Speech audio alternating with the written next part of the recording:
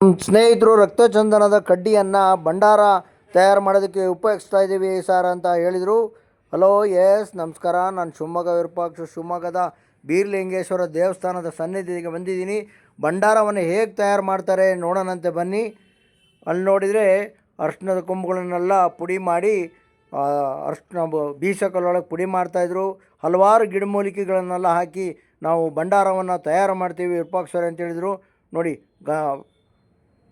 ಎಷ್ಟು ಚೆನ್ನಾಗಿ ತಯಾರು ಮಾಡ್ತಾಯಿದ್ದಾರೆ. ನನಗೂ ಗೊತ್ತಿರಲಿಲ್ಲ ಈ ಥರ ಎಲ್ಲ ಗಿಡಮೂಲಿ ಹಾಕ್ತಾರೆ ಅಂತೇಳಿ. ನಮ್ಮ ಸ್ನೇಹಿತರು ಬನ್ನಿ ವಿರೂಪಾಕ್ಷರೇ ಅಂತ ಕರೆದಿದ್ರು. ಬೀಸಕಲ್ಲೆಲ್ಲ ಬೀಸ್ತಾಯಿದ್ರು. ಹಳೆಯ ನೆನಪು ಬಂತು, ನಮ್ಮ ತಾಯಿಯವರೆಲ್ಲ ಬೀಸ್ತಾ ಇರ್ತಕ್ಕಂಥದ್ದು. ಭಾಳ ಆನಂದ ಆಯಿತು ಅಲ್ಲಿ ಹೋಗಿ ನೋಡಿದ್ದಕ್ಕೆ. ಭಂಡಾರವನ್ನು ತಯಾರು ಮಾಡೋದಕ್ಕೆ ಎಷ್ಟೆಲ್ಲ ಸಿದ್ಧತೆ ಮಾಡ್ಕೊಬೇಕು ನೋಡಿ. ಭಂಡಾರ ಜಾತ್ರೆ ಏನೋ ನಡೆಸ್ತಾ ಇದ್ದೀರಾ ಇವತ್ತಿಂದ, ಅದ್ರ ಬಗ್ಗೆ ಒಂದೆರಡು ಮಾತು ಹೇಳ್ತೀರಾ?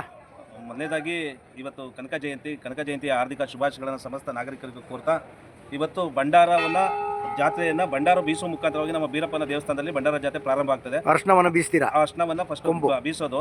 ಬೀಸಿ ಇವತ್ತು ಸಂಜೆ ದೇವರ ಮುಂದಿಟ್ಟು ಪೂಜೆಯನ್ನು ಮಾಡಿ ನಾಳೆಯಿಂದ ಬೀರಪ್ಪನ ಜಗಲಿ ಮೇಲೆ ಭಂಡಾರ ಜಾತ್ರೆ 18ರಿಂದ 21ರವರೆಗೂ ನಡೆಯುತ್ತದೆ. ಆ ಭಂಡಾರ ಜಾತ್ರೆಗೆ ಎಲ್ಲರೂ ಕೂಡ ಶಿವಮೊಗ್ಗ ನಗರದ ನಾಗರಿಕರೆಲ್ಲರೂ ಕೂಡ ಭಾಗವಹಿಸಿ ಕನಕ ನಗರದಲ್ಲಿರ್ತಕ್ಕಂಥ ಬೀರಪ್ಪನ ಭಂಡಾರ ಜಾತ್ರೆ ನೆರವೇರ್ತಾ ಇದೆ. ಆ ಕಾರ್ಯಕ್ರಮಕ್ಕೆ ತಾವೆಲ್ಲರೂ ಕೂಡ ಬರಬೇಕಾಗಿ ತಮ್ಮ ವಿನಂತಿಸ್ಕೊಳ್ತೀವಿ.